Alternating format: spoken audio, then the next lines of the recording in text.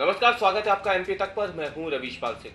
मध्य प्रदेश में एक के बाद एक केंद्रीय जांच एजेंसियां हो या मध्य प्रदेश एटीएस हो, लगातार छापेमार कार्रवाई करते हुए संदिग्धों की धरपकड़ कर रहे हैं। अब जबलपुर में एनआईए और एमपी एटीएस ने मिलकर कार्रवाई को अंजाम दिया है और 3 संदिग्ध युवकों को गिरफ्तार किया है।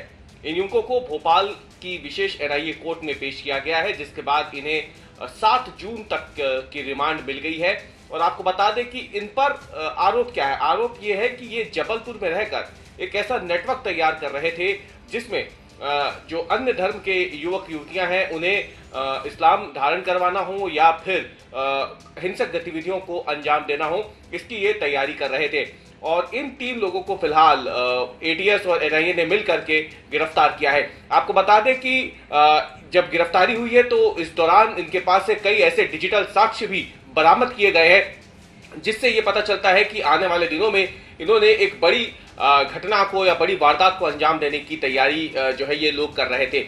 इसके साथ ही पकड़े गए लोगों में से एक शख्स जो है वो बाकायदा एक व्हाट्सएप ग्रुप भी चलाता था, जिसमें वो कई आपत्तिजनक सामग्रियां जो है वो डालता था और उसके बाद लोगों को उकसाने का काम भी कर रहा था। इसके साथ ही आपस में ये बात भी जो है डार्क वेब के जरिए और साथ ही में सोशल मीडिया के अलग अलग जो प्लेटफॉर्म है जिससे पकड़ पाना बहुत ज्यादा आसान नहीं है, उसके जरिए ये तमाम लोग आपस में संपर्क में थे। इन तीनों लोगों को गिरफ्तार करके पेश किया गया है। हिंदू धर्म के खिलाफ भी कई आपत्तिजनक चीजें जो हैं वो इन संदिग्धों के पास से बरामद की गई है।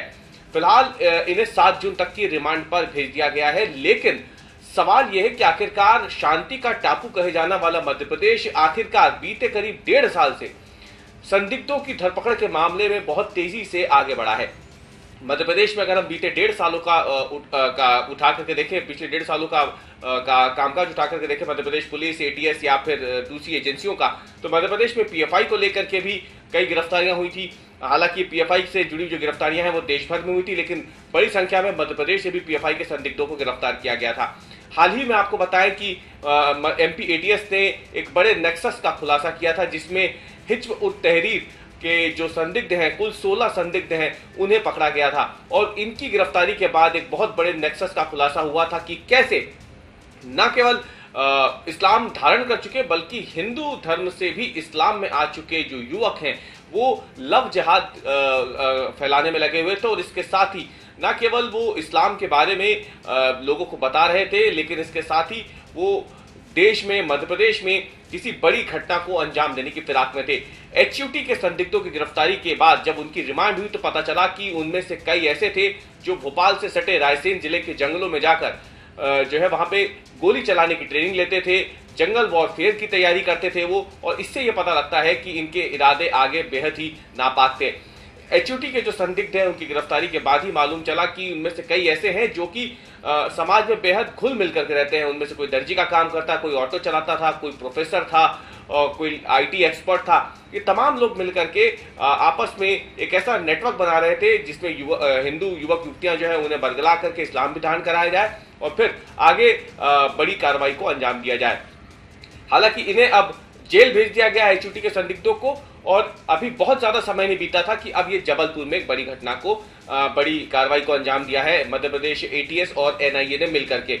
आपको बता दें कि जो जानकारी आ रही है उसके मुताबिक जो पकड़े गए संदिग्ध हैं इनके कनेक्शन आईएस से भी होने की आशंका एनआईए जता रही है। हालांकि अभी क्योंकि कोर्ट में पेश करने के बाद इन्हें रिमांड मिल गई है 7 जून तक की, माना जा रहा है कि आने वाले दिनों में रिमांड के दौरान एनआईए इस मामले में जो गिरफ्तारियां हुई हैं जबलपुर से और भी कई खुलासे कर सकता है। लेकिन संस्कारधानी कहे जाने वाले जबलपुर में एक इतने बड़े नेटवर्क का पर्दाफाश करके एनआईए ने और एमपी एटीएस ने यह बता दिया है कि मध्य प्रदेश में जिला कोई भी हो, शहर कोई भी हो, लेकिन इस तरीके के जो नापाक मंसूबे वाले संदिग्ध हैं वो अलग अलग जगह पर लगातार अपनी जो पहचान है उसे छुपा करके या फिर लोगों में घुल मिल करके अपने जो मकसद है उसे अंजाम देने की कोशिश में लगे हुए हैं।